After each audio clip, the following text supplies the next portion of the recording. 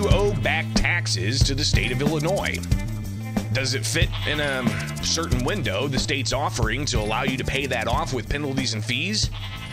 And how does the state go about collecting due taxes outside of an amnesty program? Well, I chatted with the Illinois Department of Revenue Director, David Harris.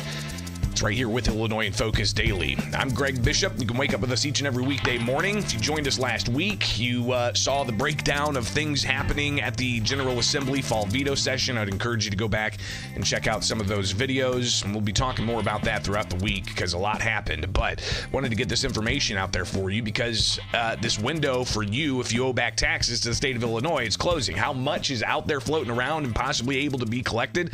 Well, again, I chatted with David Harris, the director of the Illinois Department of Revenue, late last week during veto session, tucked in the hallway near the lieutenant governor's office. And we talked about what exactly the program is. The tax amnesty program that was initiated by the legislature at the recommendation of the governor is a new tax amnesty program that runs from July 1st of 2019 through June 30th of 2024. So if you have a tax debt that was incurred during those times, you are eligible to pay that tax debt without any penalty or interest. And that's a significant savings for taxpayers that might have a debt owed to the state of Illinois through the Department of Revenue. Now, how much are we talking that the state is expected to collect from delinquent taxpayers? Harris laying those numbers out. Well, I can tell you right now that as of today, we have collected roughly $82.5 million. From how many taxpayers would it be? Well, it's hard to say exactly how many taxpayers. Corporations have paid the largest amount.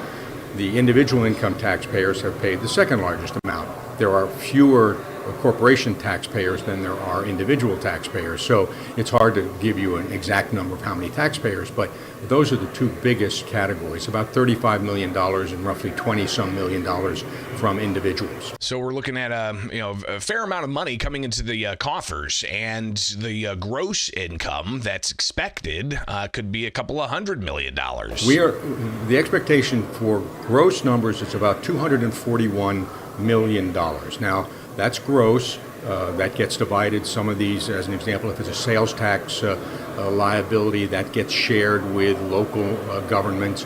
But $241 million gross, I believe that we are on track to certainly equal or exceed that number. So what is that going to spell out for the state of Illinois, and why is this type of program important to get those tax dollars? Well, if you recall, and you were watching back during May, this was all part of the state's budget planning for the budget year that started June 1st, and that was to add additional revenue through amnesty programs to collect that back tax, that delinquent tax from individuals or corporations. So it's important to the state's coffers, Harris said. It's important for the state's coffers. Number one, it's part of the budget for FY26, so that's built into the budget projections. But it accelerates revenue coming in. The argument could be made, well, what about that penalty and interest that you're foregoing? There's no guarantee that all of that would have been collected anyway, so this is an acceleration of revenue which is coming into the state. So Harris saying it's important to get that money because, well, it's been budgeted. So they're looking to get $200+ million. And he says that they're going to exceed that with the program ending in a couple of weeks for individuals who have that owed tax. So you can obviously, find out more by contacting the Department of Revenue if you owe tax. But how do they go about collecting outside of the amnesty program? What kinds of enforcement mechanisms are there? Are they leaving money on the table and not having the enforcement follow through? Well, Harris says they do have the ability to go after back taxes outside of the amnesty program. The state has a lot of authority, just as the IRS does, but we have a lot of authority to go after state tax debt. And that's another reason why taxpayers should take advantage of this amnesty program, because if that debt is paid, you don't have to worry about You don't have to worry about a bank levy. We can levy a bank account. You don't have to worry about, if you're a business, a sticker on your, let's say a retailer, a sticker on your front door saying the business cannot operate because they have tax debt. I mean, the collections efforts can be significant, and you want to avoid getting into that collection area. So there's, he said, you don't want to have a business that has a placard on the front door saying that you're delinquent in your taxes and you can't operate. But what about, those out-of-state businesses that may owe taxes? Harris talking about efforts to go after those individuals outside of the tax amnesty program to collect those taxes. We have the ability to audit them, but it's harder to collect. In terms of local businesses, a retailer, when they file their certificate of registration with the Department of Revenue to do business in the state of Illinois, it's not just that business, it's the principals in the business. So if there's a tax debt for that business that isn't paid, that tax debt flows to the principals, and the principals then become liable for that tax debt. So another reason why people should take advantage of it. Take advantage. This is a great offer. Take advantage of it. It's easy to do. Now, one of the things is that the debt and the returns have to be filed in full by November the 17th. That's the cutoff date. So we're about halfway through the program right now, and we've had great response. And as I say, I think we will meet or exceed expectations. He talks just a little bit more about the amnesty program and the importance to the state for that, and also for the taxpayers to get that owed money. Here's David Harris.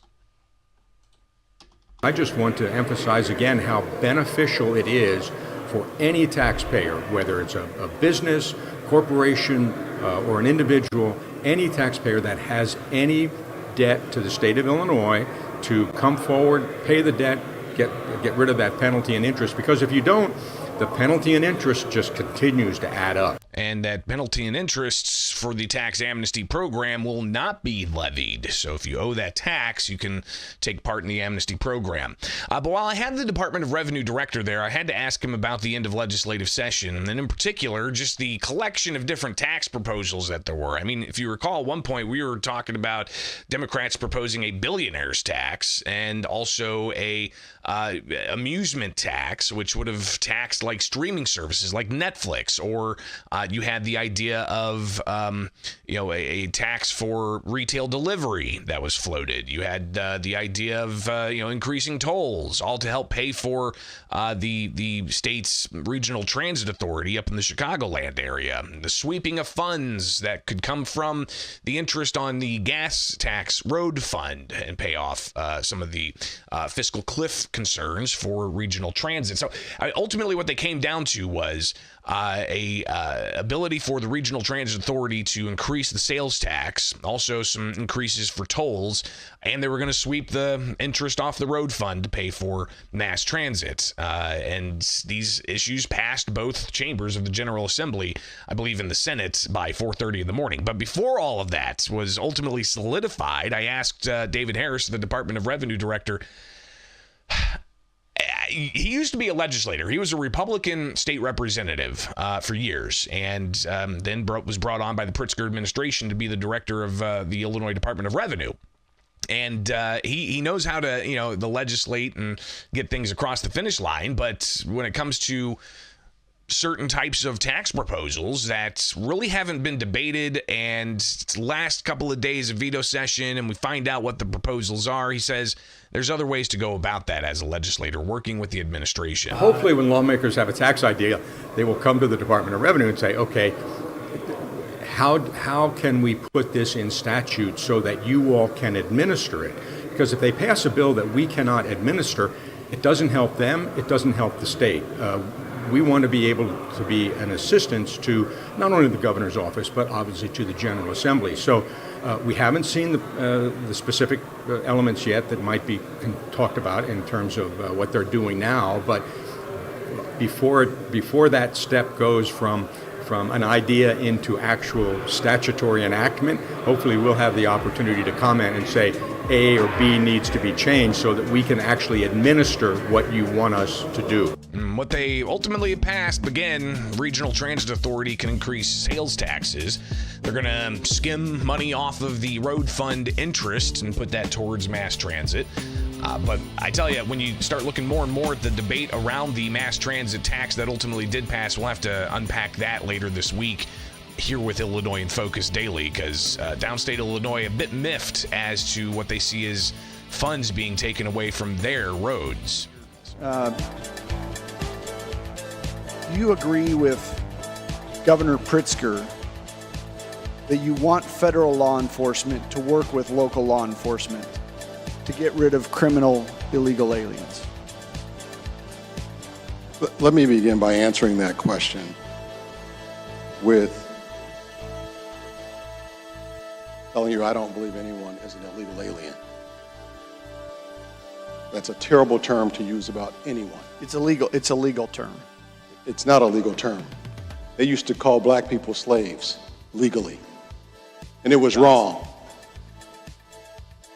Let's stop dehumanizing people. Let's start treating people right.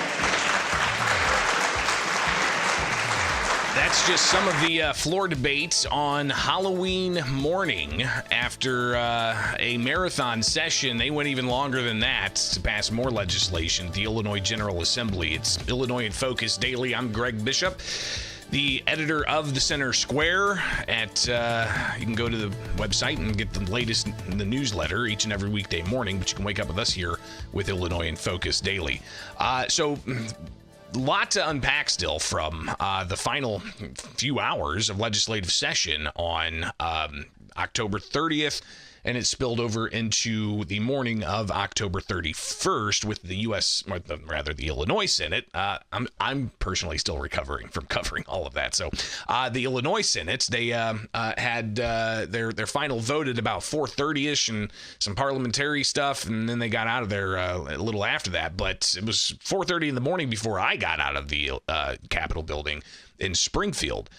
So some of the things they passed, obviously we've talked about the transit bailouts and the tax increase that could happen with RTA and the sweeping of the road fund interests to pay for RTA. You had the decoupling bill that also passed to decouple the state's tax code from the federal tax code.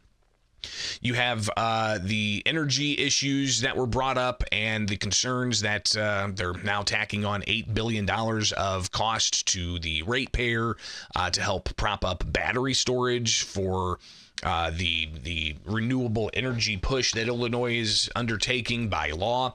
But you also had the expansion of the state's migrant sanctuary policies. And this is a bill that Speaker Chris Welch brought forward to essentially, in a way, require certain places to have policies dealing with law enforcement. Here's how the speaker characterized the bill he proposed. Everyone should feel safe. Not some people. All people should feel safe at our hospitals, which will be required to adopt safeguards concerning law enforcement's presence at healthcare facilities, at courthouses, where those ordered to appear in court for jury duty, a traffic ticket, or other businesses will be protected from extrajudicial abuse and detention. And on our college campuses and daycare centers, which will now adopt policies to protect students and children in their care, including protection against disclosing a family's real or perceived immigration status. In this bill, we're also creating a private right of action to enforce these protections. We're adding teeth to this bill with that private right of action. Now, when you hear private right of action, that means civil litigation. Private individual can go and sue, say, the university for violating this law, or the daycare center for violating this law, or a law enforcement officer for violating this law. Questions about qualified immunity being brought up. Republican State Representative Patrick Windhorst questioning Welch on this issue. Our Bivens action is not limited to federal officers. It is limited to, there is no limitation. It applies to any person. So we look at what Bivens does under federal law, and apparently we think that's a good idea to bring it to state law, but we don't put in the same protections that exist with Bivens suits. What will be the consequences by not following that practice? The answer is we don't know. What individuals are going to be subject to civil liability that today we're not even thinking they would be subject to that liability? What violations of constitutional law that we may not even be thinking about today will individuals be subjected to liability for violating? This is too broad and it goes too far. We are attempting through this bill to place restrictions on federal law enforcement officers. We have also placed our state and local law enforcement officers in jeopardy of civil liability. Under our United States Constitution, the federal government is supreme. The ability for us as a state to impose civil liability on federal officers is highly dubious. So when a federal court decides that that portion of this act is unconstitutional, the only people we'll have been exposing to civil liability will be our local and state law enforcement officers, completely defeating what was described as a purpose of this bill. This bill goes too far, it is too broad, and there will be grave consequences to our state if it is.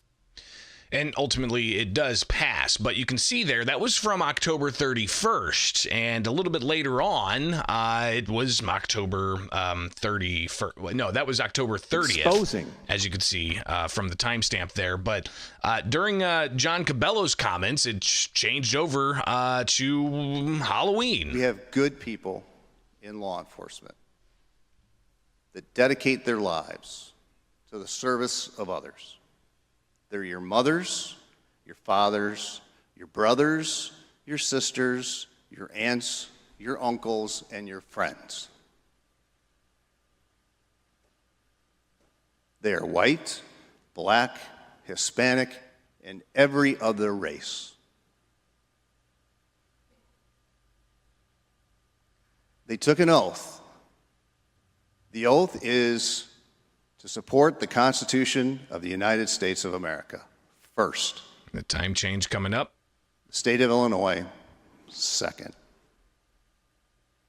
And when it comes to it, it's the first part of that oath that takes over.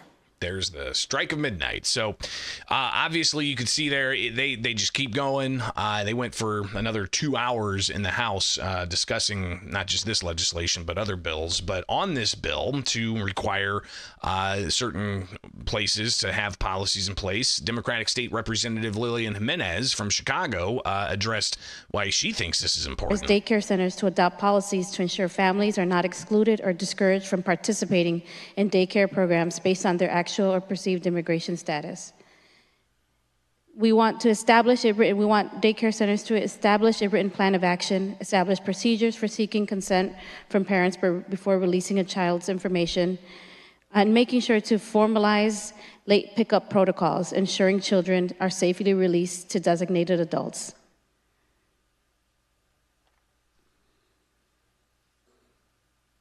This bill will not put any additional financial burden on any of these child care providers. This legislation, what it does is give centers clear procedures and protection for children in emergencies. And Jimenez talked about a couple of emergencies she has experienced herself and some of her colleagues have experienced, and having daycare centers on lockdown because of ICE enforcement on the streets and a variety of other things like tear gas being deployed and such.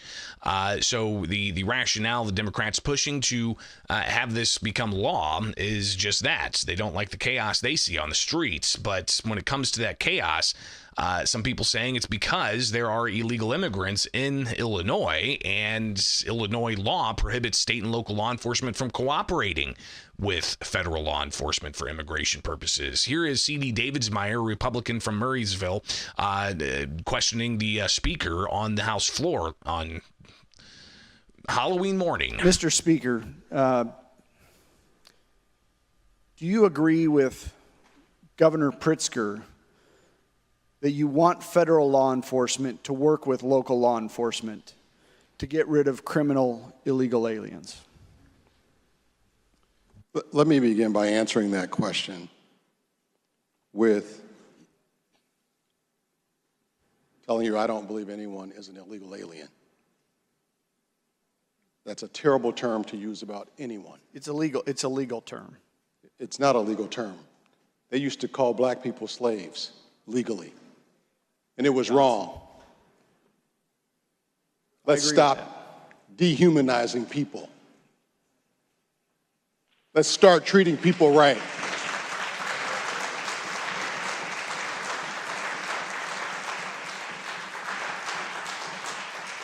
Language matters. Let's treat people with respect and humanity. And I agree with Governor Pritzker that we should fight like hell to protect people's constitutional rights and their due process rights. Next question. Okay. Next question. Do you believe or do you agree with Governor Pritzker that local law enforcement should work with federal law enforcement on immigration issues? I believe, as the original sponsor of the Trust Act in 2017, which was passed by this august body and signed by a Republican governor, that law enforcement should follow the Trust Act. Other nations have chosen to send some of the worst of the worst. I am not saying that everyone who has come here illegally is a bad person. I don't believe that. But we have laws and we have process. And if anybody should believe in following the laws that are passed by a governmental body, it should be the very people that are right here. But a bill that ultimately passed the House and also the Senate. It's on its way to the governor's desk. The governor making these comments yesterday saying that they're all looking for how to rein ICE in. We're all looking for ways to rein in ICE because they're clearly overstepping the bounds of their authority. I think we all understand that. You can see that. Just stand on a street corner and watch them operate. They come in, they aren't following even what the courts are telling them to do.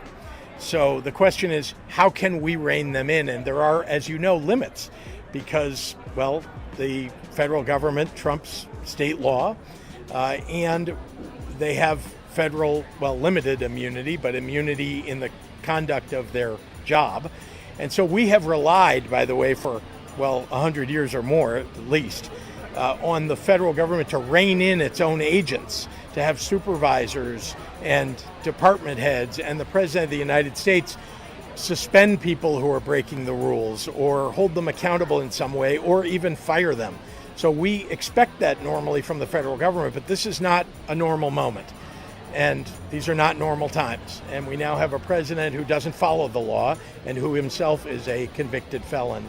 So we'll see just where this all lands. His head kicked in, caved in, to the point where they had to remove his skull, and the rest of us taxpayers got to foot the bill to keep him on life support for the 18 months after which he lived until he passed away while he was in a vegetative coma.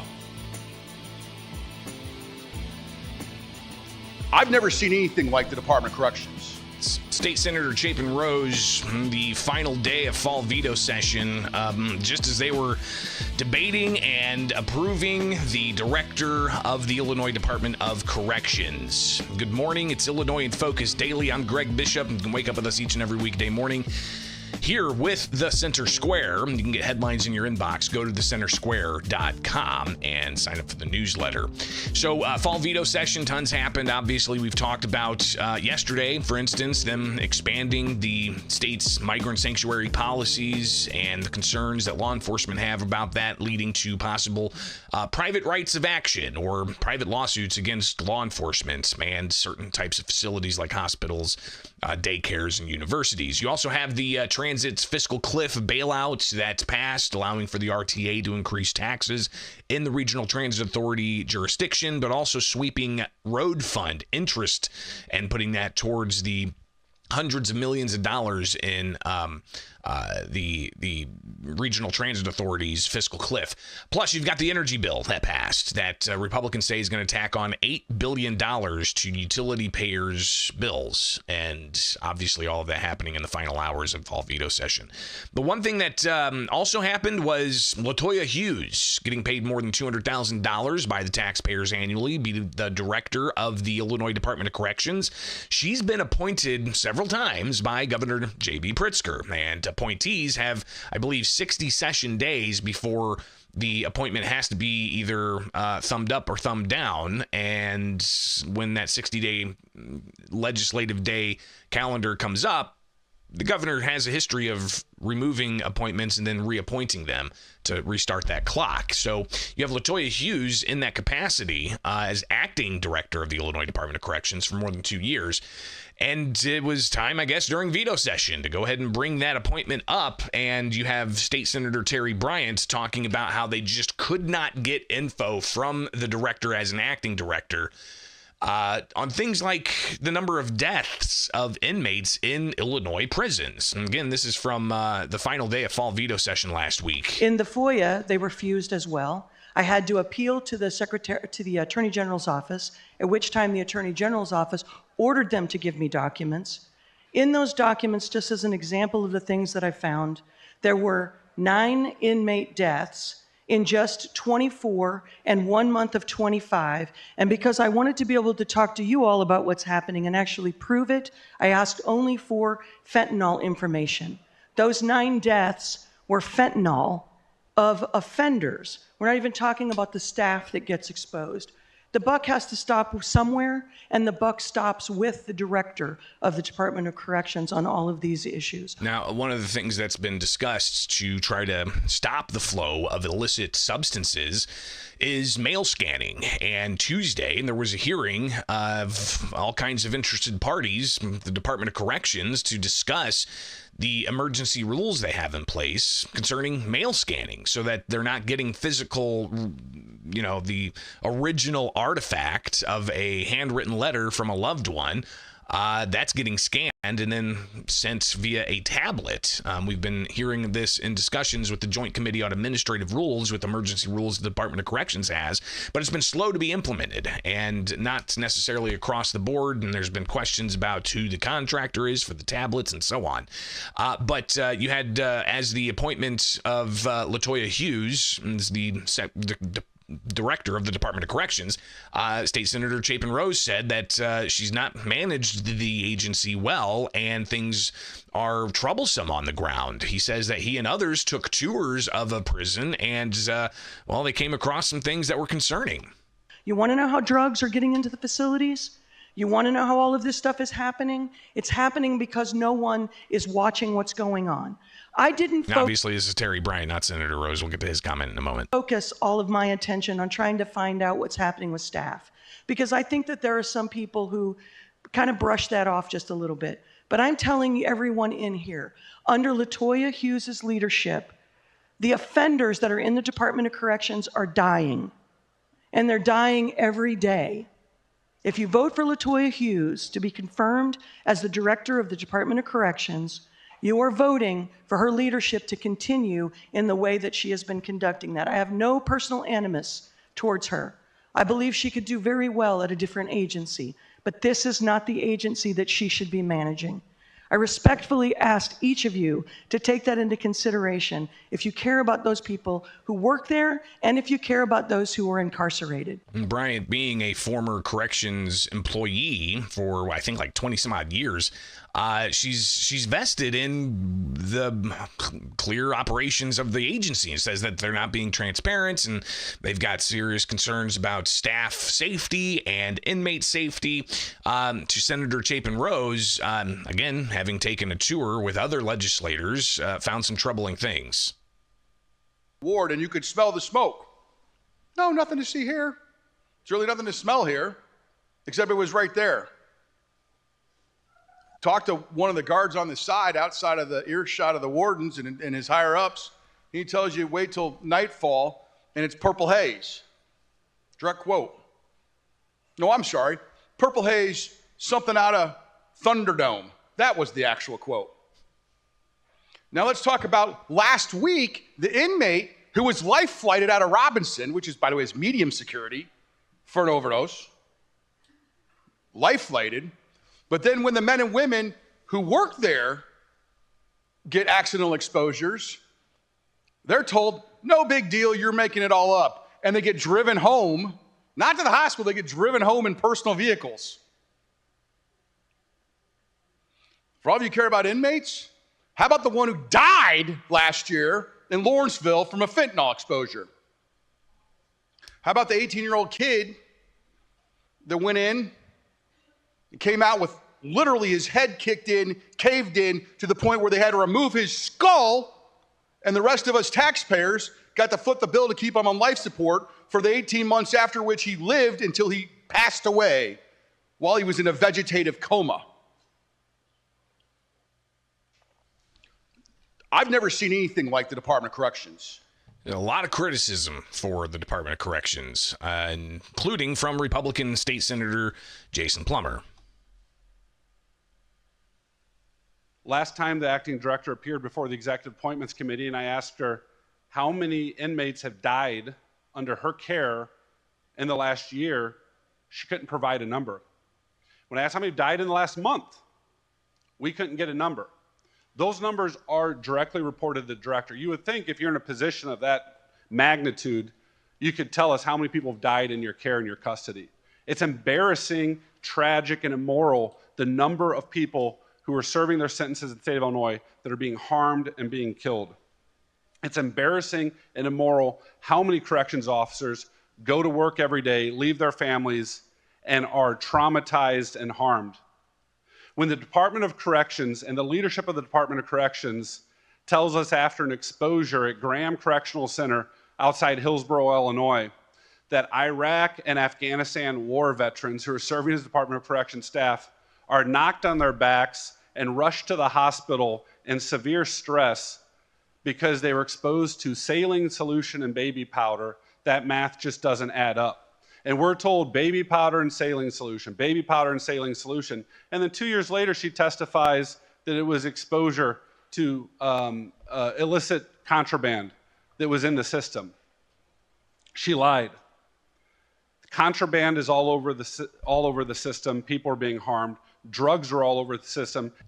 Plummer went on to urge senators to vote no. And despite the criticism, despite the opposition, Hughes was appointed and approved in the Senate on the final day of fall veto session.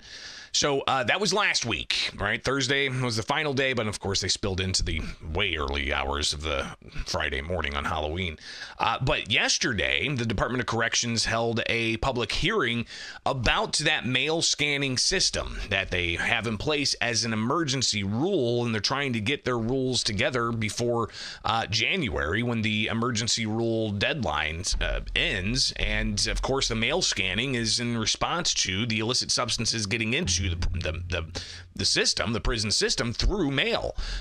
Say a loved one sends you a letter, but it's laced with some kind of illicit substance, and you're able to roll that up and smoke it or ingest it somehow. And then you all of a sudden have staff coming into a situation where they're surrounded by this illicit substance like smoke, like we've heard. So you've got problems there. So an attorney for the Department of Corrections laid out a bit more about the rules process during this public hearing yesterday. As represented to JCAR, we will follow the law when it comes to the emergency rulemaking, that Procedure Act, and the limits of emergency rulemaking. But that being said, I believe during that same hearing, We also made representations that we are doing our levels at best to pursue permanent rulemaking, which this is, of course, part of that process. Right.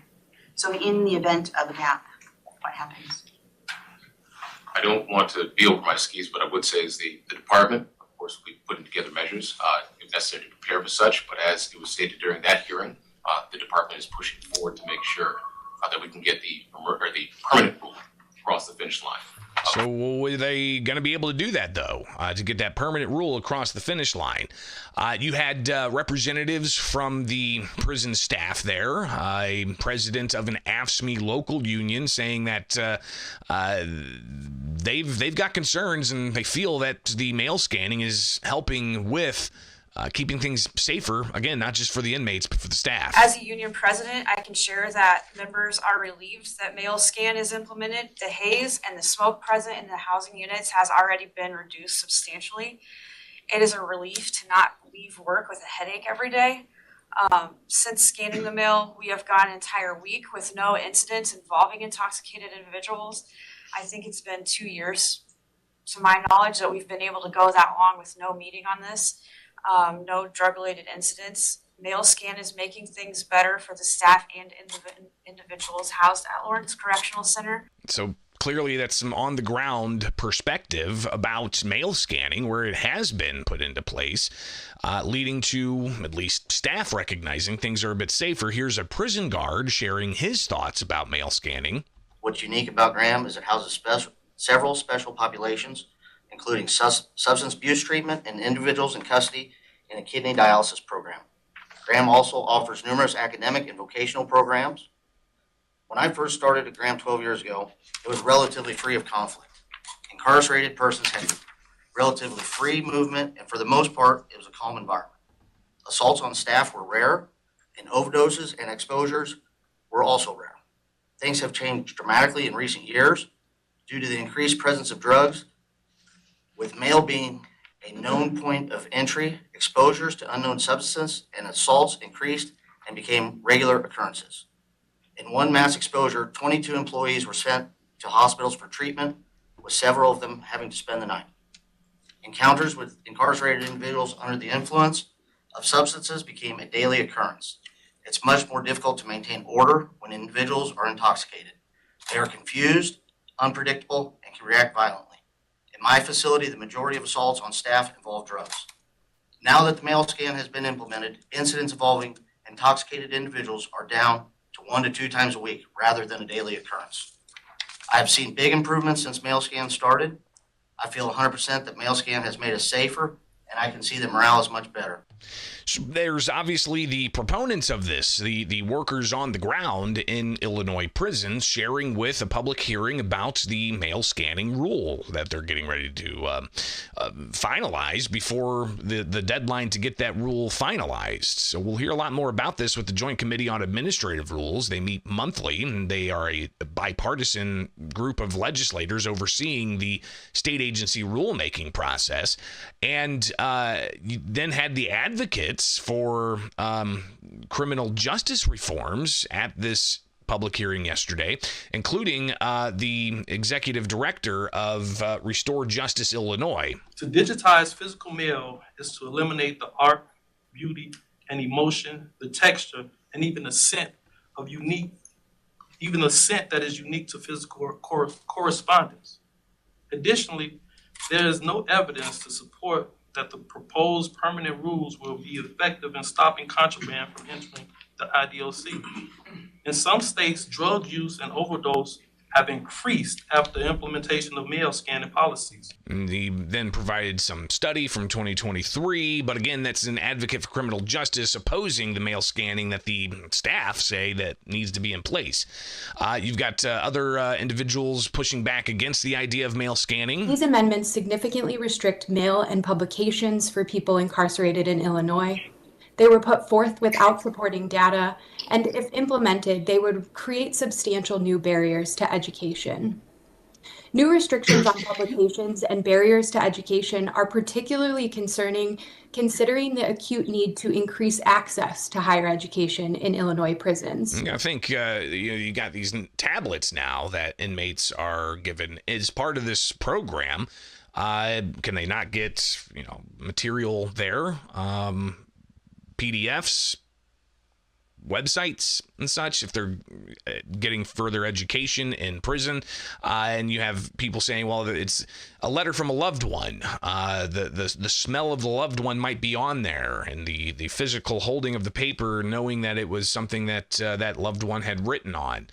These are the types of things that they're saying are going to be harmed by the mail being scanned, and just a digital replica of that piece of mail coming through a tablet instead of physical, connection with that piece of mail.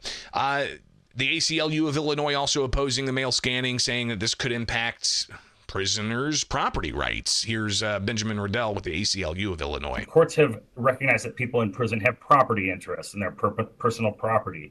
The proposed rule potentially violates the property rights of incarcerated people and undermines rehabilitation by cutting people off from precious tangible items sent by family, friends, and loved ones, and potentially opens the state up to liability for depriving people of their property. So what's going to happen? We'll obviously be watching. JCAR meets again soon.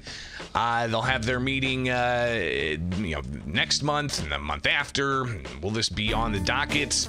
Guaranteed. So we'll be watching. I'm proud. I'm kind of happy. The people of the United States kind of rose up yesterday and showed that we're not going to stand for it. And I think it bodes well for the 26 elections when we Democrats need desperately to win one or the other or both houses of Congress. After last night's results, the decision facing all Americans could not be more clear. We have a choice between communism and common sense. Does that make sense to you? Common sense. It's common sense or communism. It's Governor J.B. Pritzker and President Donald Trump reacting to Tuesday's elections in other parts of the country that went to Democrats. We didn't have elections here in Illinois. Our next election isn't until the March primary, which we've got lots to talk about between now and then for all kinds of races, from U.S. Senate to Congress to State House.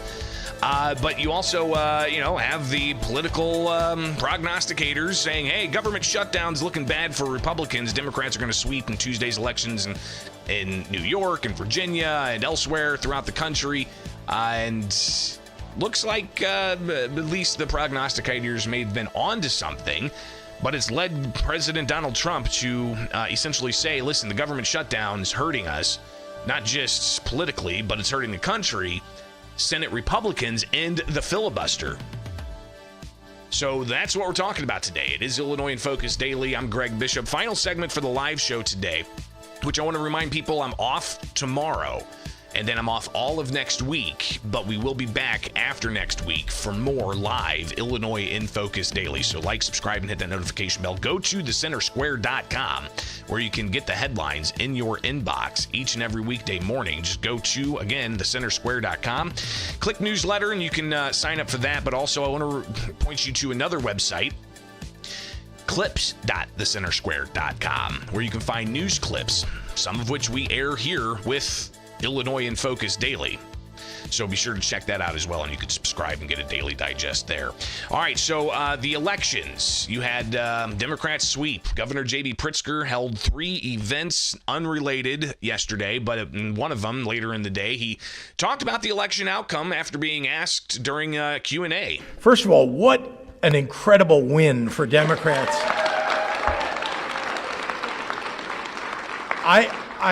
Maybe there were people more optimistic than I was. I was hopeful, but I did not think that that Democrats could win the governorship in Virginia by 15 percentage points in a purple state.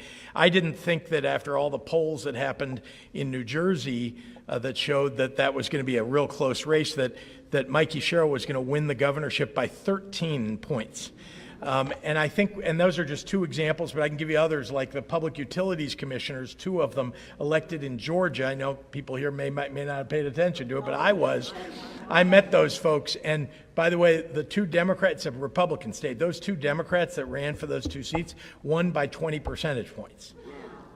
So something happened yesterday that is, I think, remarkable. And I think it was a reaction, in part, to what's happening from Washington, D.C., and what's the kind of oppression that's being put down on the states, both economically and otherwise. People's rights are being taken away. People's programs that they rely upon are being taken away. As you know, right now, what are we at, November 5th today?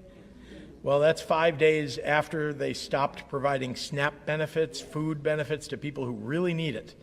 We have 1.9 million people in the state of Illinois who get some measure of SNAP benefits. Some people, this is the only thing they have to pay for food, and it's all gone away. And worse than that is that we went to court.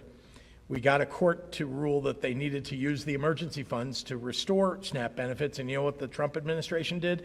They said, yeah, we're only going to provide 50% of the money that's necessary. And by the way, that doesn't mean that everybody who is getting it is now getting 50% of what they're getting, which would be bad enough. No, we're also going to change the eligibility for people. So some people are going to get zero, and some people will get half of what they were getting before. And honestly, it's like, if this is all you had and you're getting 50% of it, how are you going to survive? So we're doing everything we can at the state level to try to supplement that. But I think the reaction yesterday in the elections was about people understanding that government does play an important role, and that Donald Trump is acting like the leader of an authoritarian regime who does not care about the people that he is supposed to be representing and leading. And so I'm proud. I'm kind of happy. The people of the United States kind of rose up yesterday and showed that we're not going to stand for it. And I think it bodes well for the 26 elections when we Democrats need desperately to win one or the other or both houses of Congress. So again, Pritzker praising the outcome of the election Tuesday in other parts of the country. President Donald Trump having a different reaction yesterday. After last night's results, the decision facing all Americans could not be more clear. We have a choice between communism and common sense. Does that make sense to you? Common sense. It's common sense or communism. And you take a look back 1,000 years, it hasn't worked. If it worked, we'd be using it, I guess, but it hasn't worked. Our opponents are offering an economic nightmare. We're delivering an economic miracle. We have delivered in 9 months, this is the biggest investment of funds in a country in history by many times. So the president heralding what he says is his economic accomplishments during his first 9 months of his second non-consecutive term. But all kinds of things that people are going to be thinking about after especially the election in New York City with a Democrat socialist getting elected mayor, and Governor J.B. Pritzker reacting to not just that, but also the idea of government-run grocery stores. The governor was at a grocery store in Venice, Illinois, that got $2 million of taxpayer funds to help build the grocery store. It's not going to be state-run, but state taxpayers are really starting the engine there for that grocery store. Here's the governor kind of distinguishing between that concept of using tax dollars granting to a private business versus a government just running the place. So what we're doing is lowering the amount of risk and making sure, look, these things are better run if they're run by private companies. I've always believed that government isn't always the best option if there's a private sector option. And so what we're trying to do is reduce the risk, bring the private sector in, and make it available to the people who live here in Venice. I don't disagree with you that sometimes government doesn't do it as well as the private sector, but I also believe that government has to do some things to help the private sector be successful. For example, private sector doesn't build your roads. I'm a capitalist. I'm somebody who was in business before I became governor. I'm not a believer that government should do everything, but there are some things government has to do. And one thing government does do is draw maps for congressional seats. Another outcome of the election yesterday in California, voters approved allowing for their congressional maps to change ahead of the 2026 election. This comes after Texas, change their congressional maps mid-cycle. You have Indiana looking at it, possibly Missouri. There's several other states that are looking at this, and elections are a year away. So in Illinois, it makes things kind of weird if you're going to change the maps because people already filed their petitions within the jurisdictions that the legislature approved back in 2021 that got an F grade for gerrymandering. Here's Governor J.B. Pritzker yesterday in reaction to California approving their map change, and could Illinois be next?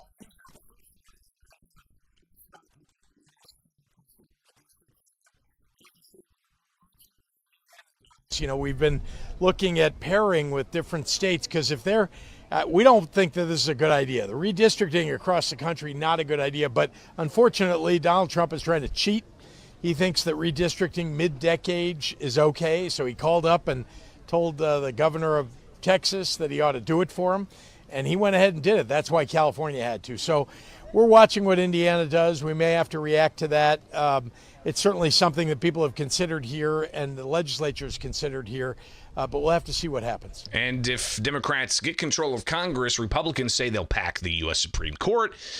They'll create Puerto Rico a state and Washington, D.C. a state. While you've got people in Illinois that have been pushing to split the state into two and create a new state for New Illinois.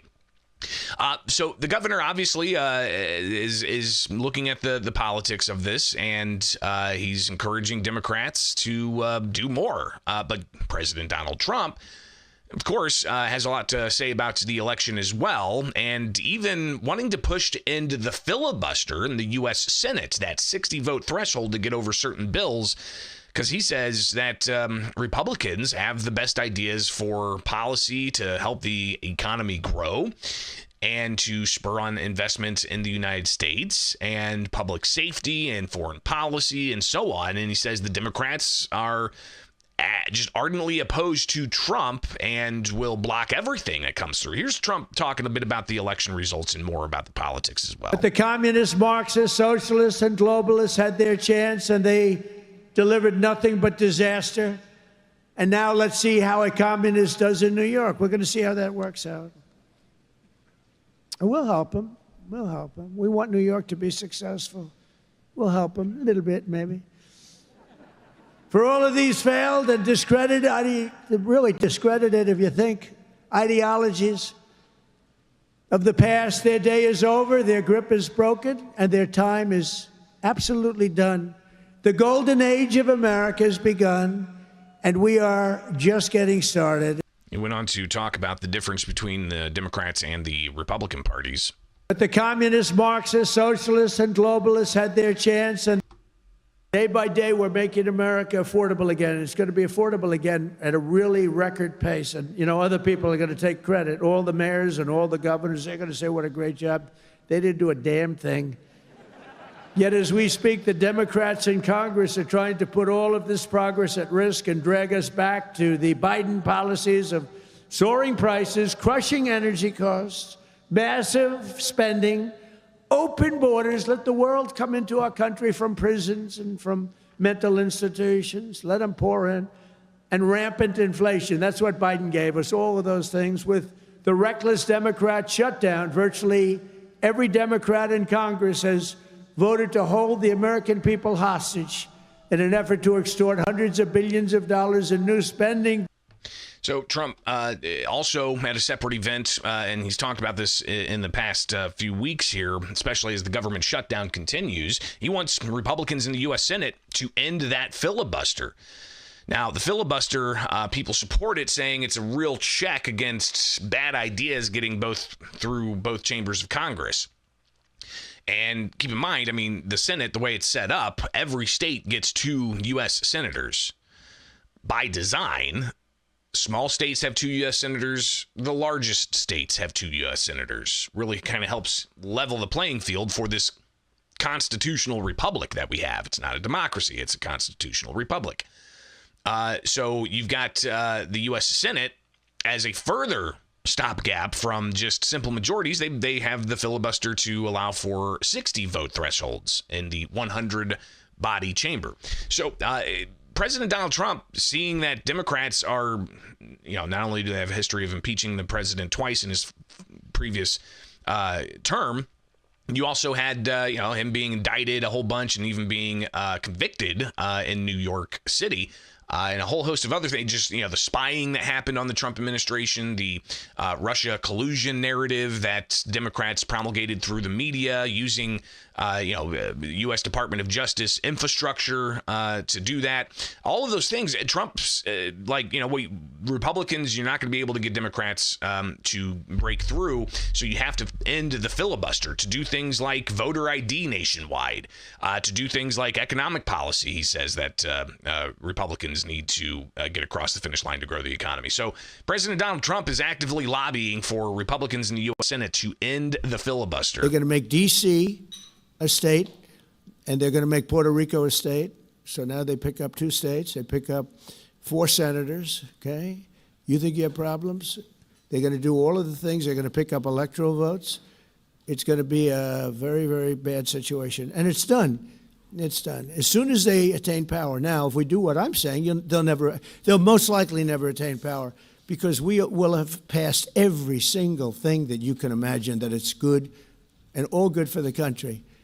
And there'll be no reason to. If we don't do that, people will say they're not doing much and they're in power. So again, the president saying, if Republicans don't end the filibuster now and open the government and pass voter ID and a whole host of other things, then Democrats are going to take power in the 2026 midterm elections, and they're going to end the filibuster and pack the courts, create new states, essentially water down the electoral college, according to Republicans. So a lot at play. And we'll be here to watch all of it, as Illinois being right in the middle of the country, and how Illinois might be a prognostication for what Democrats in Congress may want to do. So it's right here, Illinois in Focus Daily. Continue with the headlines at thecentersquare.com. Get the newsletter by signing up. And if you've got a few bucks laying around, you can donate as well. We're a nonprofit newswire service, so we definitely can use those donations. All right. It's Illinois in Focus Daily.